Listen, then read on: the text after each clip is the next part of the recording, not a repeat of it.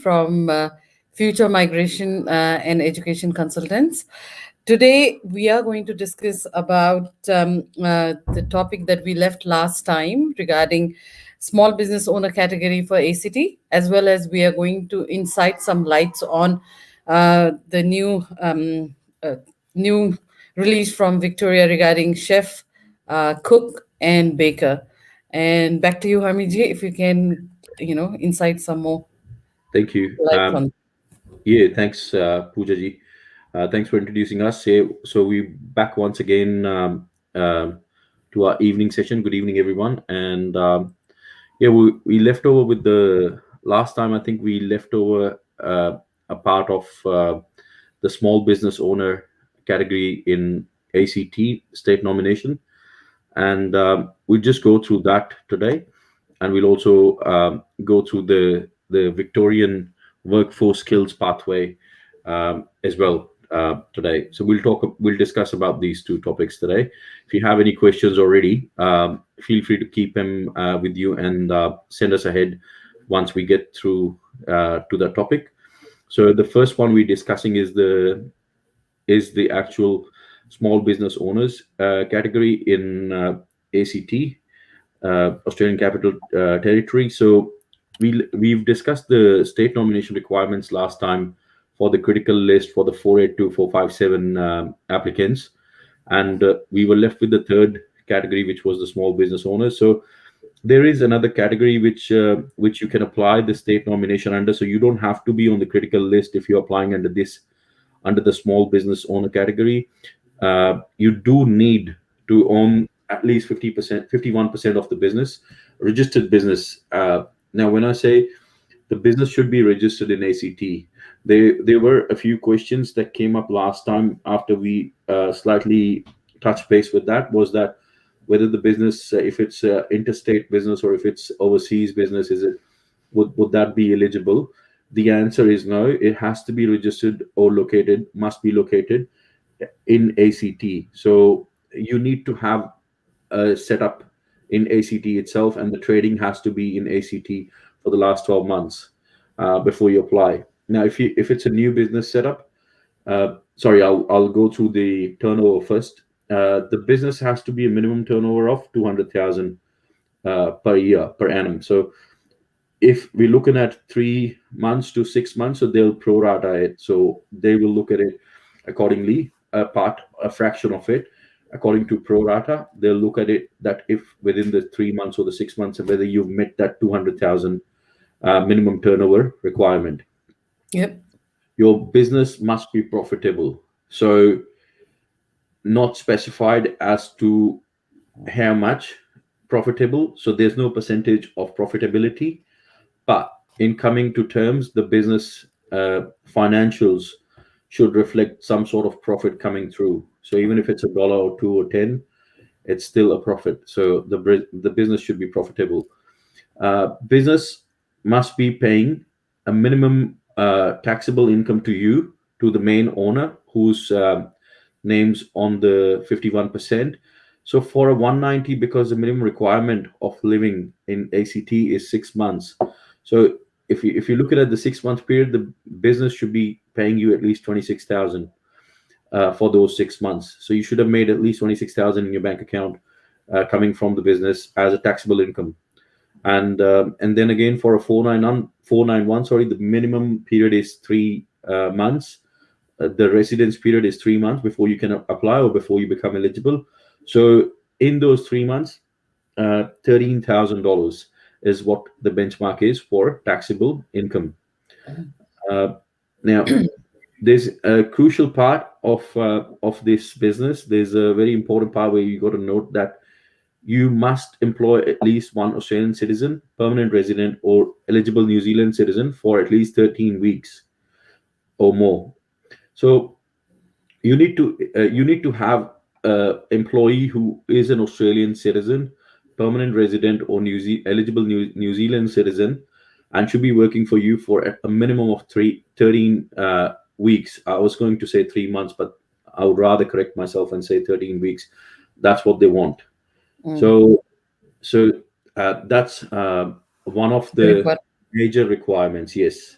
Mm. And so yeah, if these requirements are met, you will be eligible to apply for the ACT state nomination. Keeping in mind, keeping in mind that uh, when you apply for the state nomination, do meet the previous eligibility criteria that we've discussed last time, or the eligibility criteria for the 491 or the 190. Still, you do have to meet them. So when I said that 3 month or 6 month period, that is one of the eligibility criterias for you to meet in order to apply for a 491, or because that's what ACT wants you to meet their eligibility criteria as well.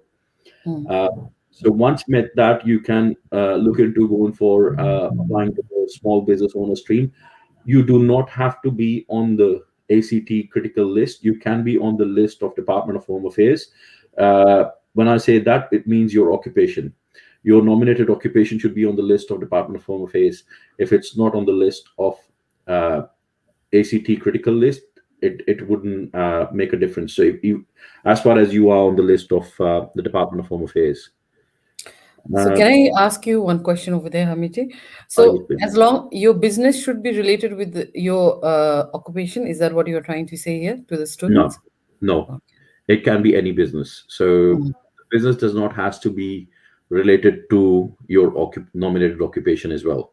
Okay. Uh, when what I meant by the business category is that, there's a critical list that we discussed. So we discussed three streams where you were able to apply under that. Mm. If you are on the critical list, if you are on a 457 or a 482 visa, the third Mm. one is the small business category. So you do Yep. not have to be on the critical list to meet the requirement for the third one, which is the small business owner. If you meet all the requirements of the small business owner category, you are still eligible to apply for the state nomination for ACT. Okay. And Yep. putting it this way, if you're planning to set up a business and you are keen on that, uh, the minimum amount of investment does not make a difference, because they haven't mentioned, they've not specified. ACT does not want you to make a minimum amount of investment there. So do not confuse this with the 200,000 with the investment. This is not an investment. This is the turnover that they want to see, or a projected turnover, pro rata turnover, which they want to see your business making within the year. Mm. So if you are keen into opening a business or setting up a startup business, I think this is a good opportunity for you to look into this state. And if you can get ahead with this opportunity, it'd be good. Yep. Uh, yeah, there are a few businesses. There were a few businesses that were not eligible in this. Even still, if you can nominate that, but there are a few businesses that would not be eligible in this section as well. They are like Okay. the taxi. Like if you are a taxi, Taxi owner. yes, Mm. if you're a courier owner, taxi Yep. owner, sub tenancy, delivery driver, Yep. and a business which is previously qualified for the ACT nomination, and someone sells you that business, and that business is already has been used to get an ACT nomination, they do not qualify for this You category. can't claim a double nomination from the same business. Correct. You're right. Okay. Yep. You That's right. cannot claim a double nomination from the same business. Yes. Yep. Yep. So Okay. this was the inside of the ACT small business owner category. If you have any questions related to this, we're happy to take them on board. Yep. I think there's no questions at this stage regarding ACT nomination, regarding small business owner category. So let's move on to the current topic, which is at the moment, I think, query of everyone. Uh, Workforce skills yeah, pathway. So workforce pathway for, cook um, and chef, yeah, cook, cook, chef, and cook and baker. chef. Yep. Mm. No, not baker at this stage. It's cooks and chefs. Okay, So cook and chef only. yeah. Actually, So it's out of the topic, but there is one question, Hamiji. Could you please yes. tell us about living South Australia, outer regional for 1 year? Do If you you're think it is living in, I know this is way out of the topic. yeah. Okay, if you are So, living in South Australia, outer regional for a year, you are eligible for there's a compensation which you have. So what it means is that if you're living in one of those areas in the outer regional area of South Australia, you are eligible to apply for a 491, as far as I can remember, and you do not have to be working in your nominated occupation. Mm. So working in any field would be okay as far as you are living there, residing Yep. in regional South Australia for a year. Okay. Anyways, Nagesh, if you want to know more about it, you can always send us a message and we can get back to you regarding this. So, getting back to our topic regarding chef and cook, Yes, if you can explain in briefly, then I can take up the questions because there are a few questions already lining up there. absolutely. We'll start with the workforce skills pathways. So uh, the workforce skills pathways is one of the pathways that Victorian government, Victorian State Nomination Department had under the skilled migration scheme. And so what that covers is practically, if there's a shortage, or if there's lesser people in the occupation and there's more demand in that certain occupation, Hmm. those occupations were targeted majoritarily in this workforce skills pathways. So this Okay. is, you can still apply an ROI, Mm. registration of interest, and you can choose this workforce skills pathway in order to go ahead and submit your ROI. If you're a cook or chef who is working in and living in Victoria at this stage, you you'll still have to meet the requirements of subclass 190 or subclass 491. You will have to meet the minimum eligibility of those two subclasses, and Mm. you will be able to apply you will be able to apply via the registration of interest on the Victorian State Nomination website. So you'll be able to apply for these two visas. People without skill assessment do not qualify. I've had a few questions coming in through the last couple of days about people who did not had a skill assessment yet. Can they apply? The answer is no. People who have studied who've completed their courses, can they apply? Not without a skill assessment, and not if you do not meet the minimum requirement of the 491 or a 190 visa. 190, you must have 60 points of your own and the 5 points of the state. So minimum 65 points. Same goes for 491, 65 points, minimum points 50 uh, for your education, English, employment, and let's say independent points. You should have 50 points for yourself, and then the state will give you the 15 15 points. points.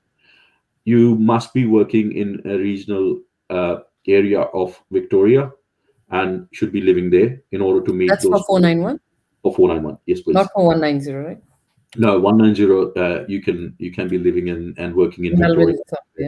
Yeah. Yes, anywhere in Victoria in order to apply for the 190 subclass. So it's a good news for a lot of cooks and chefs who were in a bit of a situation where they did not know what to do next, and they're planning Yep. to move to a different state. And so finally, the governments came up and the departments came up and said that, you guys can stay here and apply for a visa. We need to see ROIs getting lodged, and hopefully, you guys will be invited really soon to apply for the state nomination and for the visa ahead as well. It's a positive Make- news for the people who are in the hospitality industry at this stage, struggling Yes, in Victoria. Yeah. absolutely correct. Uh, I would put more focus on you guys meeting the eligibility criteria, putting in the right expression of interest. Do not overcalculate your points. Uh, as far as now, there's because it's not a race on to the points at this stage. We don't know whether they'll be picking up the highest ranked EOI, or whether you guys will be going ahead with the number of years of your experience. I Yep. would still say number of years of experience overrates the points on the EOI. But again, I wouldn't ask you to mark me on that, as depending on the state department criteria. Uh, So, yes. there is a query, how many years of experience do you need if you have Mhm. already done certificate 3 and 4 in Melbourne? So, is there any? specification of experience, or as long as you have 65 min- points. 65 65, points? 65 points is what we're looking at. So We're that not means looking at at the least number of two, years three of years of experience, right, in the field. No, so I'll rephrase myself again. So, in order to get through with the state nomination, you need skill assessment. In order to get the skill assessment, there's the two pathways. So the first one would be the one through the job ready program, which a lot of people do on their temporary visas. So when they jump onto the temporary graduate visa, they'll 485 visa, yeah. 485. They'll start with their job ready program. They'll complete their job ready program, get the skill assessment. If you do have that after completing your certificate 3, 4 and diploma, if you do have that, you are a chef. If you have a certificate 3 and 4, you are a cook. If you do not have a minimum of diploma study, so if you do have those, if you met the requirement with the job ready program, and you've got the skill assessment from the Trades Recognition Australia, you can apply through these pathways. You can go ahead through these pathways. Minimum number of years. The department has not mentioned a minimum number of years, but I'm looking at the name of the visa category itself, the pathway itself, workforce skills pathways, which means that the highly skilled people will be will be targeted in this section. You do not have to be working in one of those target areas where they've mentioned for 190 and for the 491 in general. So you do not have to be working in those sectors. You can be working in any restaurant, or a hotel, or anywhere in your field as a cook or a chef, and you are eligible to apply for the via this pathway. So at this stage, do you think Victoria is the most viable state to apply for cook and chef? I cannot say that. I cannot answer that question. Yes or no. With a yes or no, I cannot answer that question. It's I wish I was able to do that, but that will be stepping ahead of myself and Yeah. predicting future. Yeah. So But is what there, yeah, Sorry, yeah, I was just gonna go back and quickly finish off with the second skill. As you asked, how many years of experience? So, yep. if you were not able to complete the skill assessment through that, there's a pathway where you can complete your skill assessment if you've studied here. You can complete your skill assessment uh, on the via the TRA. So you get your skill assessment from TRA still, but it's through full skill assessment. It's a migration skill assessment. So you will be able to get a full skill assessment with minimum of 3 years of work experience in your study, Mm, or 6 years of work experience and an RPL certificate, mm, and that's another option for you. So depending on how you get your skill assessment, there's already few number of years that you gained, yep, but yep, do not miscalculate those number of years on the EOI, on the expression of interest. You yep. can only calculate the number of years after qualification. So we can go into detail on a case by case basis for that one. If you bring through your cases, and if you're not sure whether you do meet the points, or you need points from employment, we can discuss that case by case basis once you give us a call, or Yep. come through with an appointment. Yeah. So is there any way that you can fast track the skill assessment? No, No, there's no way no, to fast track. Okay. So unfortunately there's not. another question from Shri Krishna. Mhm. We have probably completed cookery, and we are recently reached 360 hours work experience. I'm ready to move anywhere. Can you please suggest me which state I have to choose? Um, See, this is why we came up with this seminar and this information session today, because we do want to let you know that cooks and chefs, if going the way they are at this stage, Victoria, they are still in demand in Victoria, and I Mm, hope that they stay the same way. People will be able to apply through this pathway, and this pathway stays open. Then you do not have to move. But if you're asking the question as to where you can complete your job ready program, the step two, because what you've mentioned so far is the step one of the job ready program, you've yep. completed that. If you're asking for where you should be moving in order to complete that, there are a few states where the minimum requirement is living and working in your field for 12 months. including New South Wales Regional 491. You are eligible for the 491 visa if you're living and working in regional New South Wales. By completing your job ready program over there, you will qualify for that. Provided the conditions remain the same, the requirements remain the same. There's South Australia, there's New South Wales, and there's a few other states as well. We'll have to discuss that on terms. But outside Victoria, yes, that was the possibility prior to this news coming in. But with this workforce skills pathway opening, we can say that you might be lucky. We want to see people getting through, and then we'll be able to tell you for sure if you still wanting to stay in Victoria, work here. There are pathways that you can get through with from Victoria as well. So there is another question, Harmeet. This guy apparently studied and not studied on basis of the work experience here in Victoria for 3 years. He got certificate 3 and 4. So he just moved to Western Australia, and after his, migrating in Western Australia, he came to know this news. So is there Mm. any basis that he can apply for this one because he's got his, certificate 3 and 4 on basis of the work experience in Victoria, and currently he's also working as a chef over there in Western Australia. Yeah, that's uh, in order to qualify. The Victorian government said that you need to be living and working here. Yeah. They haven't specified a minimum duration, so I wouldn't stress too much. If he's still see if he's already met the requirement of that state of WA, which was getting in with the offer of employment. If Mm-hmm. he's moved there, he's got a pre-invite or not, we don't know. What points Yep. he's that we do not know. But if he's already moved ahead and started making his pathway over there, uh, Yeah. I cannot guarantee the same pathway will work here if he's living there. If he Yep. comes back and he can try his luck here, he can apply through the registration of interest here. Definitely Yep. yes, but before he does that, he needs to meet the requirement, which is living and working in Victoria. Okay. So there So the first, is there any minimum time duration that he has to live here? Or like no, for example, if anyone gets a job, they come here today and they've got an employment letter, everything, contract.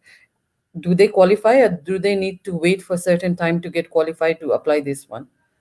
they haven't mentioned the time frame, so I would still go with the even as far as you working and living here, Yeah. even for a day, a week, or whatever you call it. Yeah, you can do that. You can apply.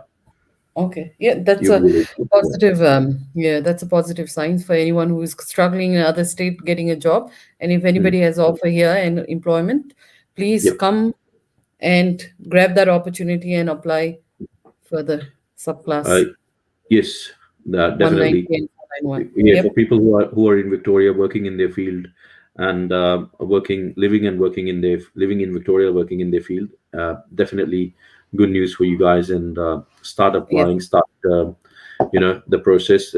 Put in a registration of interest, register yourself, or Yep. you can contact us if you need any help. Uh, Further clarification, yes. Yeah. yes, and we've given our numbers advertised on the Yep. screen. Yep. And do make sure, I cannot stress more about the points on your expression of interest.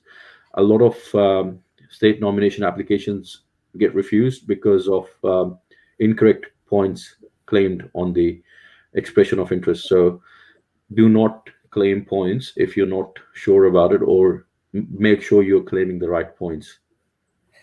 If you are not sure about the point system, how it works, you can Give us a just call. send us a comment and we'll do a session where we will explain what all points you can claim depending on your experience, your Age. qualification, Yeah. your, qualification back in home and your experience back in home. So please feel free to send us any comment regarding it. Yep. Yeah. And there's another question here. I don't know whether it's related or not. My brother is in Sydney. He completed his certificate course and master's as well in hotel management. Now he is looking for PR. Could you please explain about whether he's eligible or not? So he's completed his certificate and a master degree in hotel management. Uh, Mm, we need to know more about him, Narendra. We need to know whether he's got a skill assessment yet, or if he's not got a skill assessment, is he working in his field? He needs to get a skill assessment first as a hotel or motel manager, if that's what he's looking at, cafe or mm, restaurant manager, if that's the field he wants to go for. Um, yeah, he does meet the, I can tell you that he meets the minimum requirement of education, but he does not meet the minimum requirement of experience or employment that is required if he's just finished his studies and is looking into getting a skill assessment. He needs to work in that field first in order to get the skill assessment, and then he can plan his pathway ahead towards the permanent residency. If your question was towards whether he should be completing that in New South Wales itself, I would say yes, in the regional area, because I haven't. I do need to check whether you're on the still on the 190 list, the New South Wales 190 list. If he is, then he can work anywhere in New South Wales. Will be able to fulfill the requirement of that state nomination with the higher points for 190, definitely. yeah. If he's thinking that if he's not able to meet the higher points, then what he can do is work in regional New South Wales in order to meet one of the regional areas requirements and the points, and then can get through with the 491 visa subclass. But definitely, yes, he can do that if he's looking into working in those two fields. Change of occupation, you can discuss that with us Yes. over the phone, yeah, or in a consult, yeah, yeah, See, guys, if you have got any doubts, if you're not sure about anything, do not hesitate to give us a call, because we will go case by case and we will have proper, insight about your case study, and we will definitely recommend you the correct pathway. Yes. yeah. That's a Sorry, little that's my bit. thought. That's okay. That's the That's the perks from working from working home. from home. Yeah. So the side Yeah. effects, we won't say anything bad about Yeah. it. Yeah. That's all right, folks. Um, Uh, yeah, thanks for the session. I think we've just hit the right time, and we've concluded our session today. Poojaji, thanks once again for yeah. hosting and asking those good, important questions. The Yes. valuable questions, and yeah, So we'll before focus. concluding, Harmeet, I just want to reiterate everyone the importance of having vaccine.